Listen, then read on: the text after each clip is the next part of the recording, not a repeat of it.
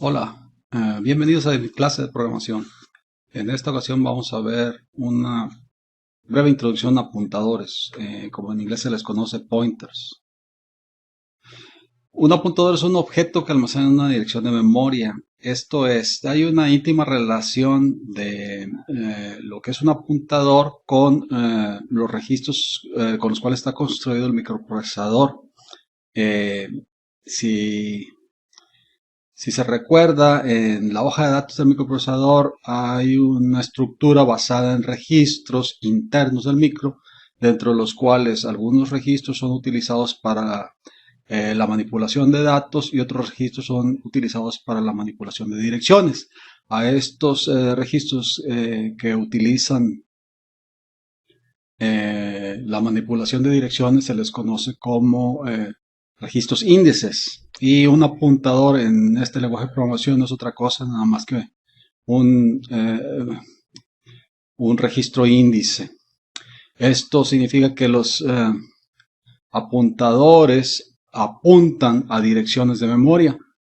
Por ejemplo, aquí en la tabla se ve, digamos, un esquema de lo que sería una zona de memoria de la computadora, en donde hay diferentes direcciones y se muestra la 1, la 2, la 3, la 4, la 5 y la 6.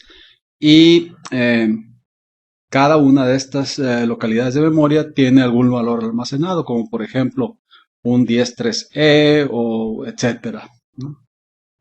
La tabla de la derecha entonces muestra una diferente zona de memoria, en este caso aquellas direcciones que son la 103A, 103B, 103C, 103D, 103E, etcétera.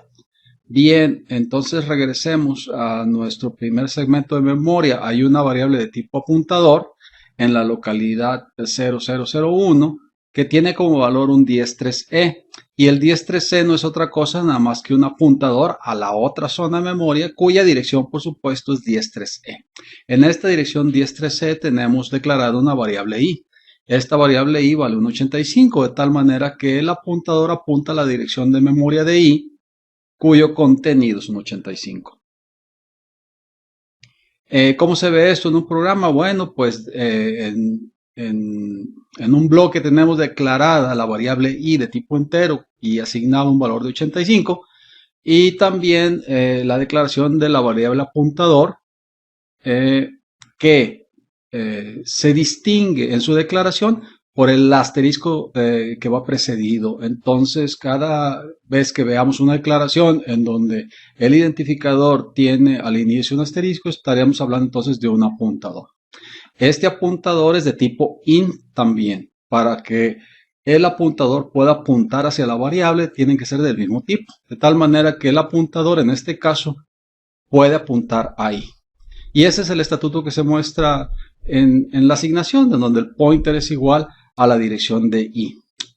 Hay que hacer la aclaración que el operador unario ampersand da como resultado la dirección del objeto en cuestión, en este caso la dirección de i. Por lo tanto, si nosotros hacemos una impresión en pantalla del contenido del apuntador, entonces imprime el contenido hacia donde apunta el apuntador. Es más fácil verlo que explicarlo. Veamos este ejemplo. Es un programa en donde tenemos un apuntador declarado pointer y una variable i con un valor de 85 y el apuntador se inicializa con la dirección de la variable. De tal manera que cuando se imprime el estatuto printf, compilamos y corremos, entonces lo que imprime el contenido hacia donde apunta el apuntador es pues precisamente lo que contiene la variable i, el 85.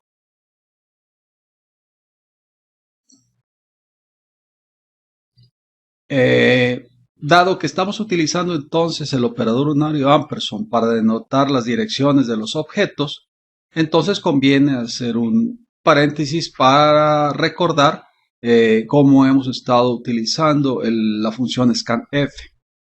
La función scanf tiene como argumento, como uno de los argumentos, la dirección de memoria del objeto que se desea capturar. Hay que recordar que scanf lo que hace es capturar del teclado un valor. Entonces nosotros declaramos aquí una variable flotante D y un apuntador también del tipo float. Ahora lo que hacemos es pedirle al usuario que capture por el teclado un valor de punto flotante. Nótese el estatuto ampersand D y el usuario teclea un valor flotante y se ejecuta la operación de asignación del apuntador hacia la variable D, se divide entre 2 y se imprime ese valor. Aquí lo más importante que hay que recalcar en este ejemplo es que hemos logrado alterar el contenido de la variable D sin explícitamente hacerlo en el programa a través del apuntador, en donde el apuntador apunta hacia D y entonces alteramos el contenido de hacia donde apunta D y podemos alterar por lo tanto a la variable D. Otro ejemplo es en el caso de los arreglos. Y de los arreglos hay un caso especial que son los arreglos unidimensionales de tipo char que se conocen como strings. Este ejemplo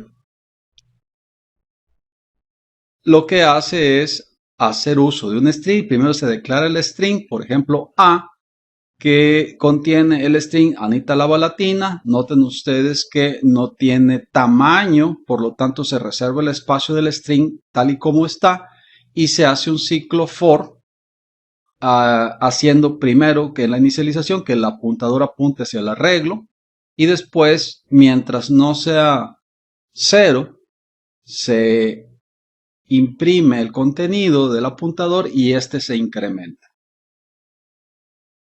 Es importante recalcar aquí que es equivalente ampersand A de 0 a el puro identificador A.